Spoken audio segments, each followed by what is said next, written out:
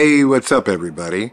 Chad Calek here, and welcome back to the In a Crowded Room podcast, where on today's episode, we're going to talk about Dr. Stephen Greer, and specifically, we're going to take a closer look at his photos that he claims are extraterrestrial beings. And we're going to talk a little bit about him in general and his body of work, because I get a lot of, I don't want to say comparisons, but I think a lot of people think that I closely align, as far as my views go, that I closely align with a lot of the things that Stephen Greer believes and thinks and preaches. And after digging into, his history and taking a deep dive, I will say this: I do find him to be a fascinating guy. And recently, I saw him on a Vlad TV interview. I don't know if anybody out there watches Vlad TV. Vlad TV is, well, it started out as primarily a hip hop information channel where they would do interviews with everything from hip hop and rap artists to deep dives around cases like, Biggie Smalls, Tupac, stuff like that. And it was just a channel that I always liked a lot. And it started branching out into a broader channel of news in general. And Stephen Greer was recently on there, in which he shared, again, his photos of what he says are extraterrestrial beings, which is kind of how this idea for this podcast came up. And I would also like to say, I think the reason that he and I get comparisons is because he also makes, good documentaries. And, he has a long history in this field, so he has a lot of material to work with, which I think it's really cool to see, the compilation of that material.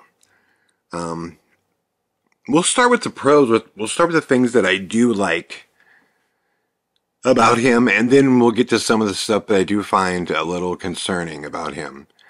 What I do like about him is that he has really kind of inspired a way of research as far as getting people on the record and getting people together. I think he's done that probably better than anybody else.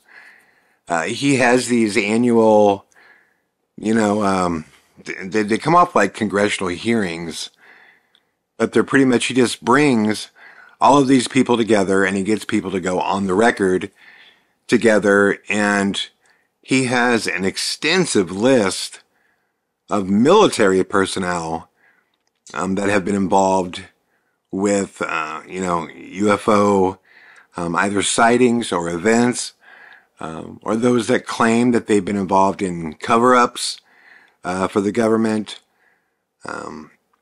He has a crazy history about when he first started, doing his UFO research. As he uncovered more and more things that were government-related, and it was very odd. There was three basically people, he and two of his friends, they were all like doing this research together, and all three of them got cancer at the same time, in which two died and he survived. Which the fact that they all three got cancer at the same time, that alone is pretty freaking bizarre. That would scare me for sure. But he is a believer in the fake alien invasion. I guess you can call it a theory. The same thing that Skyfall said is happening, and I had heard from outside sources as well. I don't know who actually invented this overall thought process or this overall narrative. But I remember a long time ago hearing that Wernher von Braun, in his final days, in his deathbed, warned that there would be a fake alien invasion. But Stephen Greer believes that is absolutely what's going to happen, and that is something that they've been staging and setting up and getting ready to unveil. And Greer also has done a great job, I think, of finding ways to remain on the job full time. And a lot of people criticize him for that. Of course, what I'm talking about is generating money. You can't be a full-time ufologist and, really fight to bring this information out unless you can find a way to make a living at it. And he's done it over the years through not only private donations and, sponsor events, but he's also done it through his CE5 events. And that's where he probably catches the most controversy, because he developed what he says is a method of making contact with extraterrestrials and basically bringing them here so people can see them. I told you guys, I'm not afraid to admit, I tried this CE5 protocol many times. And I never got any results whatsoever from it. But he claims that essentially you sit like in a meditative state and you envision and you go with whatever vision comes in your head. You don't fight it, you accept it. You envision elsewhere extraterrestrial aliens, and you invite them to come here, and you envision this kind of, space portal all the way back down to where you're sitting. And you do this repeatedly, and eventually, supposedly, they will show up. And at several events, he has really bizarre things that they've captured on film, including at least 3 different photos of what he claims to be our extraterrestrials. Now, he started an app with this CE5 protocol, which is basically tells you how to do it. Now, there's different ways here and there to make money with the app, and obviously he generates money through his documentaries, which are also crowdsourced and crowdfunded. And to all that stuff, again, I take my hat off to him. I think that's brilliant. You have to find a way to be able to make a mark, and it takes money to make a mark. I don't know anybody that's been able to be successful in any kind of movement, whether it be a theoretical movement, a political movement, a religious movement. I don't know anybody who can create anything on a global scale and affect change that's been able to do it broke. So he's done an incredible job of establishing professionalism and establishing contacts and methods in which he can further what he does. And I think that's incredible.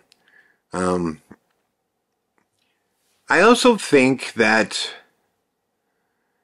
at the heart of who he is, and this is just from watching tons of interviews, I think I think he's a good guy. I don't think he's a terrible person at all. I don't think he's a bad guy. I think he definitely has a competition in him, meaning that when other names start to kind of rise in prominence in the UFO field, I see things that I think kind of bother him. I remember when Tom DeLonge came out and his name, was everywhere. And of course, he's Blink-182. It was a big deal. It was a big news story. I know that at one point, Tom DeLonge actually stayed at Stephen Greer's house. And, Stephen Greer kind of played the role of a mentor to Tom DeLonge. And they had a close relationship at one point. And if you kind of look at the parallel of when, Tom DeLonge kind of became a household name in the UFO community, on the same parallel right next to him, Greer kind of went sour on Tom DeLonge. And then eventually was basically saying, oh, Tom doesn't know what he's doing. He's just being used. Which I think he ultimately was. But the nature in which Greer went about it kind of made Tom DeLonge look like he was kind of one of the bad guys, And I've spent a lot of time studying Tom DeLonge both as a musician and as a filmmaker, a storyteller, an author, and as a ufologist. And I can say this, Tom DeLonge is not a bad guy. He's a dreamer for sure. He's a bit gullible, but he is not a bad guy. And rightfully so, I think Greer has pointed out, the BS associated with Corbell and Lou Elizondo and that whole group of people. So in general, I think that Dr. Greer is a fascinating guy that is doing things that he believes are right. I think that he's a big advocate and proponent of, these zero-point energy technologies that we know of. Not even like alien ones that are said to exist, but, technologies that we know of right now that could drastically improve the world as we know it. And I think he is truthfully fighting for a better place and a better planet. And I think he does want to, stop all of this corruption in the world that is going on surrounding what Skyfall kind of refers to, which is the energy elite and the industrial military complex. But I will tell you, there are some things about Greer that I find maybe disturbing is the right word. Well, first off, and I understand this, and I don't know that you can fully understand this unless you've ever been enveloped as a professional in something like this. What I mean like this, living in the world 24/7 of pursuing conspiracy theories and evidence of aliens and secrets and all that stuff, you can start to forget what normal life is like. And I say that from experience because when I was doing Paranormal State, that was a 24/7, round the clock gig. Plus, on top of that, I was developing, directing, and editing American Ghost Hunter. And on top of that, simultaneously, I was working on the Ghost Prophecies. So my entire world became that, like ghosts. And when you're hanging around people that's their entire world, you start to kind of see your craft and what you do in everything. And everything now ties to what you're doing, and everything, it just becomes a very kind of self-important way of living. And you don't recognize it until you start getting around normal people. And what I mean is I remember during that time period, I was back in Iowa and I stopped by and I saw Laura's mother and her family.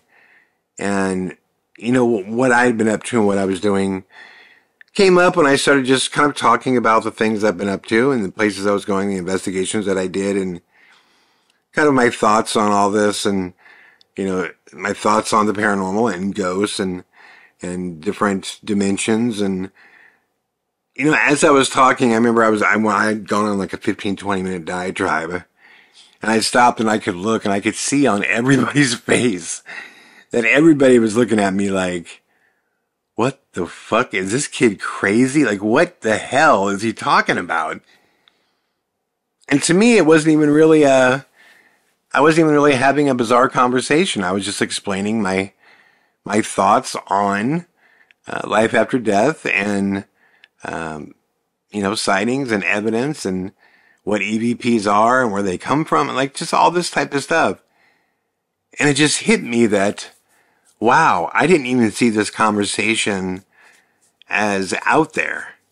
Like, I didn't even think I was approaching anywhere in the ballpark of like, a bridge too far to cross, that type of thing, But when I looked at their face, they were just like, man, I hope Laura, really has a grip on her husband here, because he sounds like he is out there. And I see that in Greer, especially when he does these interviews like with Vlad TV. Vlad is like a normal guy, like anybody else that isn't, he spends about, approximately 0 time of each day of his life, in the world of hardcore ufology. He's like most people. He sees what comes across the news, or if a photo goes viral or the video, anything like that, he'll consume it and move on. He doesn't live in that world. But I don't think, Greer registers that. Because like there was a part of the interview where they started talking about CE5 contact, and Greer, who's also a very good speaker. Stephen Greer is a very good speaker. I would go as far as to say an orator. He is a storyteller for sure. And it's one of the things I really like about him. But he starts first explaining what the different CEs are, close encounters of the first kind, the second kind, the third kind. And you could tell that, he's got Vlad. He's like, okay, Vlad's with him. And he gets to CE5 and he starts explaining how he's opening up across the cosmos, and he's, providing, this way of bringing them here through consciousness and the different dimensions of, existence and like all this stuff. And he just says it like matter of fact. And it's like you stop and you go, wait a minute. Nobody on Earth has ever developed a surefire way to communicate with extraterrestrials. And you just claimed, or you're claiming, that on a whim one day, you just decided to try something like CE5, like I'm going to imagine I'm talking to aliens, and imagine that I'm inviting them, and I'm going to imagine that there's, a porthole or a wormhole or, some interdimensional passage to where I'm at, and it's going to work. And you tried it and it worked. Like, that is a crazy thought. And I hate to use the word crazy because it's dismissive, and I don't mean that like he's crazy. I think that it's just a wild concept. And what's even more wild is that you would claim that you just discovered it. You just thought about it, try it, I did it, here we are. And then Greer talks about it like it's absolute fact. He speaks about it as though it's absolute fact. And this is where he starts to lose points. This is where he starts to lose credibility, is when something that clearly is not proven, it isn't factual. At very best, it's a theory that you believe at times has generated results. You believe this. There is absolutely no way to prove that. And the reason I think it's especially troubling for him is because the rest of his work, he does an amazing job of getting things on the record. If some guy says, oh, I worked for NASA and I saw this and I got, moon photos and I scrubbed out these buildings. He's awesome at going, okay, we need to see, pay stubs. We need to see, your employment record. We need to know, where you were, when you were, like who you knew, who you worked with. They need to show up at this UFO conference And on the record, we need to get you saying all of this and put it out there and compile it. Like, he's so good at being like, facts. Facts are what we need. But then he hits this thing like this CE5 method and stating that he's communicating, with the extraterrestrial life, and that he is mentally, with his consciousness, is bringing aliens here. And it's factual. And he speaks about it as though there's no room for argument. That's really, really frustrating to me, because I couldn't disagree with that approach anymore. I mean, the speaking as though it's factual part. I would have no problem if he said, I believe I'm onto something. I tried this. We've seen enough results that I think that there's something here. Then I would go, okay, well, maybe there is. I mean, maybe there is a part of what you're doing that in some way is connected to a method of communication. I don't know. Maybe there is. And I have no problem with saying that. Maybe there is. It's just a factual take on something that cannot be proven that I wish he didn't do, because that's where he starts to lose me. I think that's where he starts to lose a lot of people. And this isn't the only example of him doing that. He talked about a military general as well. I think his name was Stobelvine.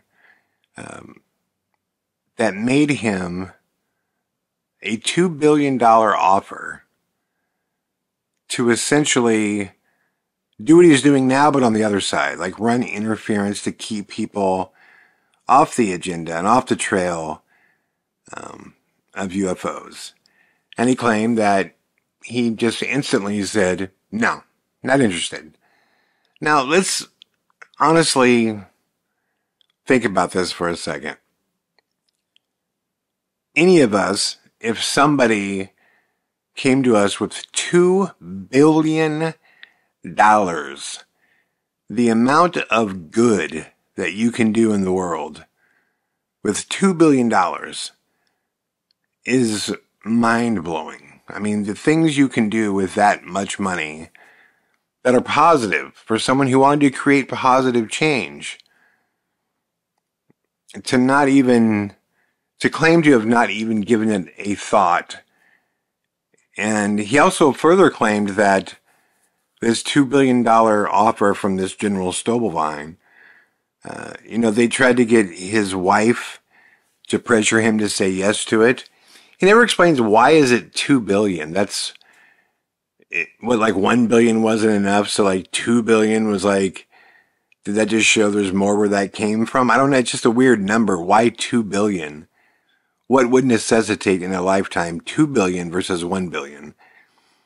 None of these things are ever addressed in his stories. And he's very good at remembering the names of all these people that he's met with and the exact conversations that he had with them. But again, he'll come across something like this, and he'll throw the story out there. And this is like one of those, like, me at Thanksgiving at Laura's house when I'm talking about with her family about what I do, and I'll just mention some crazy thing that I captured or saw, or it's maybe something from a demonic case or something. And in my mind, it's just like not a big deal until I realize that nobody else is in that world with me, So I appear to be just out there on a limb. Well, to the average person, I think like, DJ Vlad or, any of us, listening to this story, when you just flippantly say, I turned down $2 million because I don't need it, whatever, that's not my agenda. So I was moving on. I want people to know the truth. Like it's nothing, and you're saying a military general offered this to you. I mean, these are like major, major things to say, and then to provide zero proof. Because it's kind of that old, that old line in, I love the line in A Few Good Men, where he says to him, it doesn't matter what's real. It doesn't matter what's true. It matters what I can prove. And in the court of public opinion, that's absolutely true. So I think that Greer loses a lot of steam and a lot of headway that he's made in regard to trust when he says that he just easily turned down $2 million. And I know why he tells that story, because it's establishing he's one of the good guys, right? That's what you're saying when you say that. You're saying no amount of money could get me to play along with this, narrative that isn't true. But again, he has no proof for that. There's no proof that CE5 is real. There's no proof that you can show us that you turned down a $2 billion offer, or that the offer was even real, And he's done it, like I said, with some other things as well. Like another example would be when he uses terminology like gravitics. They've figured out the gravitics, which is like a scientific area that, works with gravity and the use of gravity as a wave. And he explains how these, UFOs, how they work. And again, these are theoretical unless he has, an actual saucer that you can show us that can, fly this way, can use gravity, because the general idea with these UFOs is that it's not propulsion like we use today. Elon Musk uses essentially the pop bottle rocket principle. It's displacement, right? It's just loaded up with fuel, and that fuel blasts out the bottom and pushes the rocket forward. This is essentially the same general idea as a bottle rocket, that you shoot off on 4th of July, is the same general principle as, what Elon's doing with his big rockets. And the reason they're doing that is that's the best known way that, we have figured out at this point, or at least that can be proven. So when he starts stating that, no, these UFOs, what they do is they pretty much direct gravity and they fall in whatever direction they're going towards. They could make, the bottom forward, so you're falling forward. Or as you turn to the right, basically, the gravity would be shifting from, in front of you to the right of you, and then you start falling in that direction. And that's the general idea of this gravitics. Again, he speaks about it like it's an absolute fact, and he knows the years in which it was created, where it was created, where these ships supposedly are. It's more of that kind of David Grush stuff where you claim to know all this factually, but you really don't have anything, like nothing that you can show to prove that these things exist other than, spoken word, or people just basically saying that I've seen it type of thing. The whole Bob Lazar thing, It just, it bothers me when he just speaks like all this stuff is factual and there's no room for debate, when it's nothing but debatable, concepts and theories. Which takes me to not only his photos, but what he also, his first documentary was this one called Sirius, about what a lot of people call the Atacama Alien, or ATA, ATA. And it's this little 8 or 9 inch figure, a skeleton, that I believe it was found in Peru, that looks exactly like the mummy of a tiny alien, whether that be a child or a person, I don't know, but it looks like a mummy. It looks nothing, it looks like it's not human at all. And I loved this documentary because it was like, here was something in front of us, something that was tangible that different scientists could, weigh in on, could take a look at, and can, speak scientifically about. And as it turned out, with a serious documentary, it's called SIRIUS, that you could watch it on all the video sites. Essentially, this little 8 or 9 inch creature, this skeleton of this creature, is sent in, and in the documentary, it leaves off basically saying there's a part of the DNA that was human, and there's a part that we don't know what it is. Which, after the first round of tests, that's fine. I mean, they didn't know, basically. You couldn't say it was an alien, and you couldn't say it wasn't. But I did want to bring up something about this before I talk about the photos that was really interesting, is that, I kept track of the research on that Atacama alien body, which is really super interesting. They ended up doing a full, genetic, or what they call it, the genome, basically where they can see the entire DNA strand of this creature. I say creature because ultimately what they concluded is that they believe it's human, but they believe it is a human being that had a multitude of scientifically proven deformities all at once. Like this little skeleton of this little, like I said, it looks like an alien, but it had fewer ribs than human beings have. Supposedly that this skeleton, despite being 8 or 9 inches long, was like 6 to 8 years old, which I don't understand that. But where they left off is that most of the DNA was human. There was a part of it that they couldn't identify. But because most of it was, they deemed that it was human, and it had a multitude of conditions that caused it to be this way. And they went on to say that it was really hard to study from this point forward because there was no other specimen in existence that they knew of that had the same conditions simultaneously.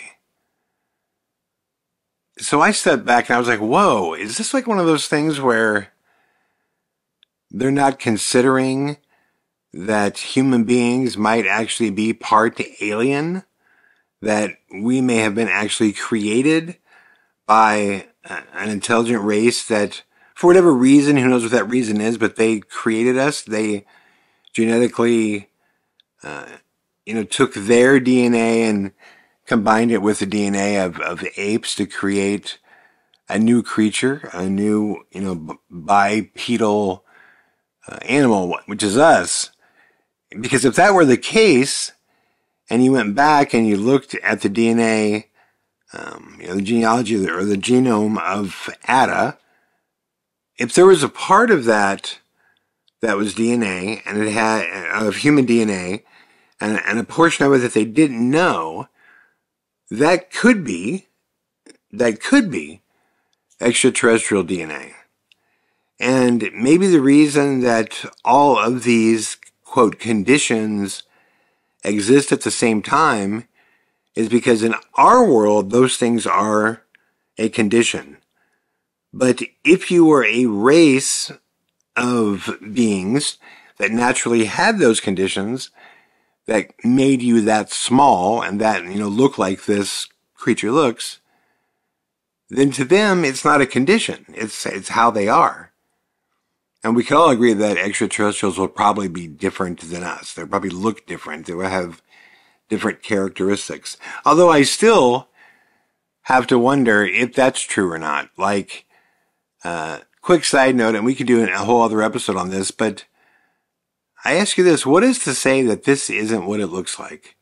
And what I mean is, like, what if we got to another planet that had the same type of atmosphere as we do, and humans there, or what we would call human DNA, or basically whatever those creatures were, that life was, that was like us, intelligent life, What if it kind of looked like us? What if it had, yeah, 2 arms, 2 legs, you know? What's to say that in the universe, we are not what that looks like? When you have an intelligent, you know, mammal, essentially, that's along, you know, the elements that created us, what's to say that it doesn't look like us throughout the universe? It absolutely could be the case. If that were the case, then aliens could be here right now. They could be blending in because they look similar to us.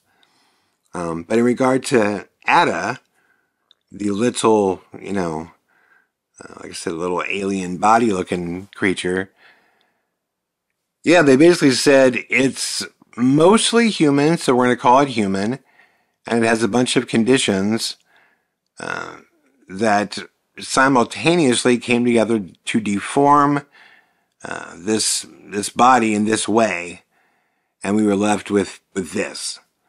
And they said the lost DNA could have been through weathering, aging, years, destruction. It could have, you know, just not been as prominent as the other DNA. It seemed to be a lot of excuses. And you guys could Google this anywhere you want. Just look up final lab results, Atacama Alien. Atacama, Atacama Alien. So Dr. Greer was definitely on to something with that. And once people tried to, like, dismiss it, he did do some online kind of explanations as to why he thinks it was being overlooked. And I urge you guys to read that. It's pretty interesting. Because my honest opinion on that Atacama little body, I still tend to believe that maybe what they're seeing when they say, hey, it's mostly human DNA, like a large percentage of it, and we don't really know what the other percentage is, so we can't say. So the only thing we can say is that most of it is human DNA, and it has all these conditions. Maybe that is actually just a description for what extraterrestrial life looks like, at least in this specific species. You know, do you guys understand what I'm saying? Like, if tomorrow, if 10 of these little Adas walked in, and you were like, holy shit, they're all like that size, and oh my god, and you grabbed one of them, and you're like, hey, you know, let me put this swab in your mouth, and you got back his DNA, and it was like, wow, it's mostly human, but it has this dwarfism condition, and it has this bone condition, and holy cow, that's actually natural for them? That's natural. That's why they look that way, that they carry this in their genetic code. Like, what's to say that just because most of its DNA is human, that you have to call it human? You know, obviously we know it's not like we all look at the things 8 inches tall, not 6 feet, you know, 5 feet, 6 feet, 7 feet, like human beings are. We know that, you know?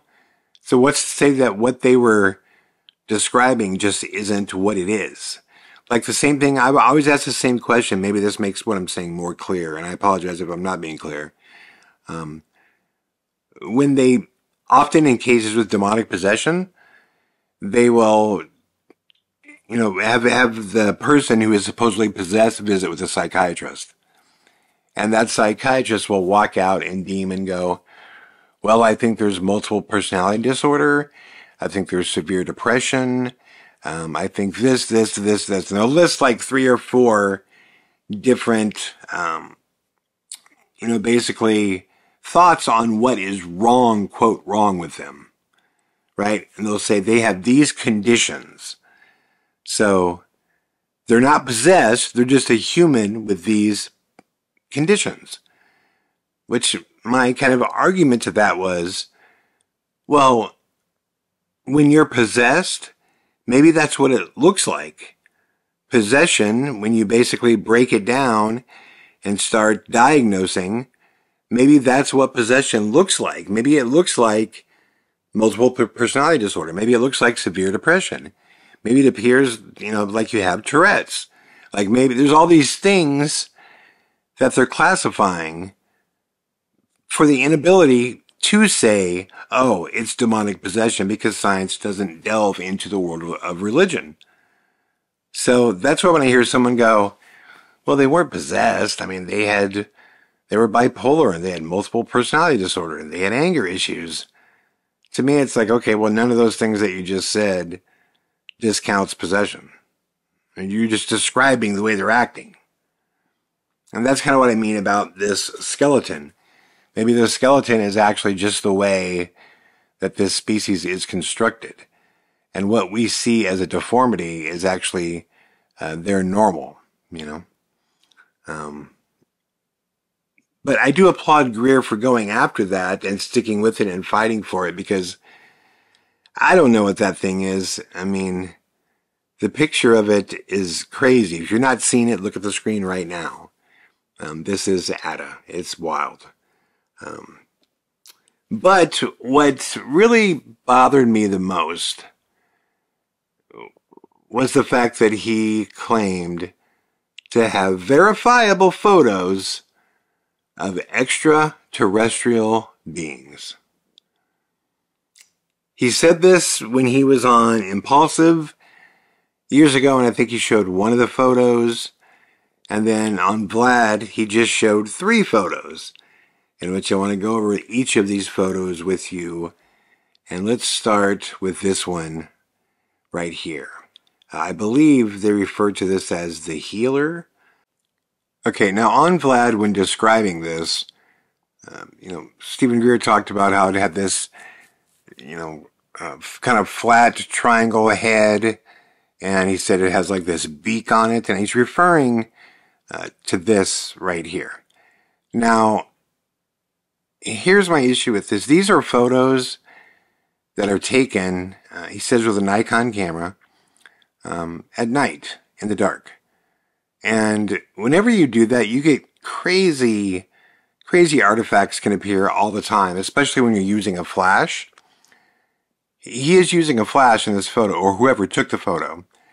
If you look right here in the middle, that super bright white area, that is the center point of where the flash, went off.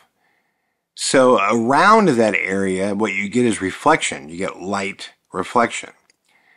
And if somebody's moving at all, you're going to get drag, which is basically,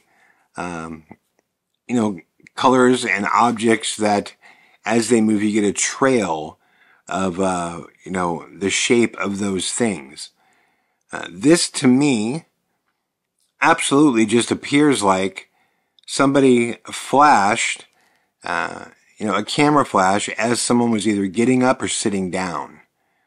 And what you get is this light bouncing off the upper part of their body, their torso or their head, as they're moving up or down. Now, I don't know for a fact that that's what this is. If I'm a betting man, I put money on that's what this is. I think that's what this is. I don't know for sure. But what I do know is that there's no way for sure that he knows this is an extraterrestrial alien. And to say so unequivocally, I just don't... The process of elimination is not there. It's just not there, because I just explained something that it could be. And it could be done this way. And I think it is. I think that's what it is. I think it's a light reflection. But again, he loses credit to me when he starts saying, this is for sure this. Now, again, I would have no problem if he said, I don't know what this is. There was a series of bizarre events that went on around this, photo, which he says there was, but he doesn't explain what they were. And I would have no problem if he said, we all there believe that's what this is. We believe that's what this is. But he doesn't. He says, that is what it is. I disagree. I do not think that's what this is.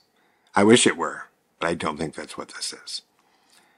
The next photo he showed, this is the one that really bothered me. He said, this is, he goes, it's floating around us like Cupid. We're all sitting outside, and this extraterrestrial being was floating around us.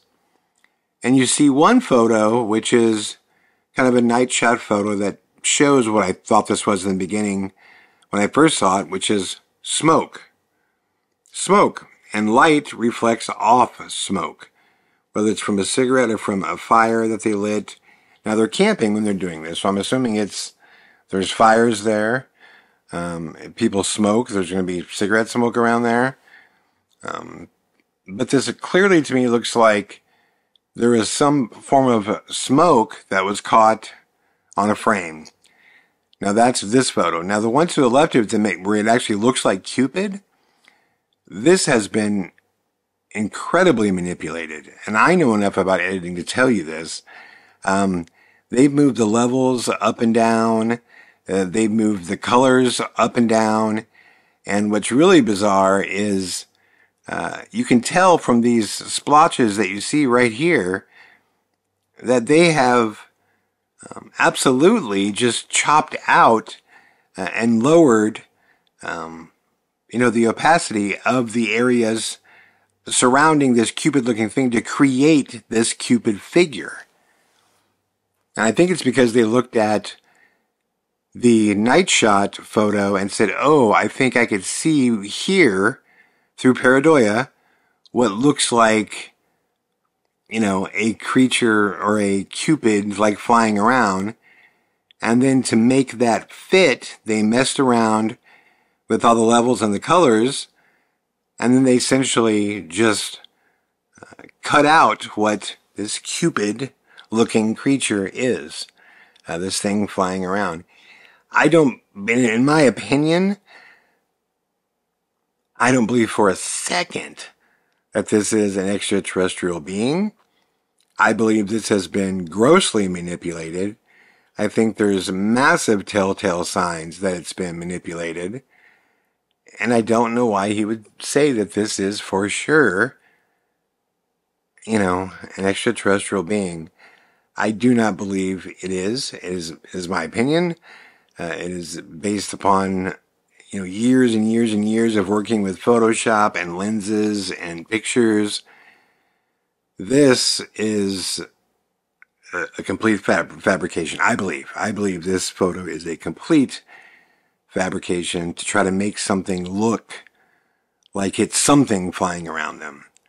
I don't think this is real at all. And I hate, because like I said, overall, I do respect this man. I think he's done a wonderful job in this field. But, man, this is where it gets really sketchy for me. And the third one appears to me, this photo, this just appears to me to be a lens artifact from a candle being lit at night when it's dark. That's an opinion. This is the one that I'm the least sure about. I don't know for sure that that's the case, but it sure in the hell looks like just a low-level light artifact. That's what it looks like. Again, I don't know how this could be construed as an extraterrestrial being. I don't understand why someone who is so hell-bent on being accurate and having all the information and being on the level and being able to prove everything, I don't know why he would be continually stating that these photos are for sure extraterrestrials. But I would love to know what you guys think. Let me know. Do these photos do it for you? Do you believe that these photos are in fact of extraterrestrial alien beings? Let me know in the comments. I want to know what you guys think. But I would like to say this too in closing. In general, I do think Dr. Greer, I think he's done a lot more than most have to legitimize the field. And I do look forward to his documentaries. His last one about how to regain the lost century was fascinating, especially when it got to all of the technologies that exist right now, and how they could help us. And the fact that he's trying to get these technologies released free to the world, I think that's fantastic. I fully support him and stuff like that. So overall, like I said, I don't think he's a bad guy. I think he's a good guy. I think he's done a ton of amazing stuff for the field. But he's got to lay off stating things that are clearly up for debate, stating them as facts as he sees it. He just loses, he loses so many points doing that. He just And I don't want him to. I want him to be successful, you know? And I really mean that. I think he's good for the field. But yeah, that's frustrating when he says, for sure, you know? All right, so let me know what you guys think below. Thank you all once again for listening to the In a Crowded Room podcast. I will be back tomorrow with more. All the best.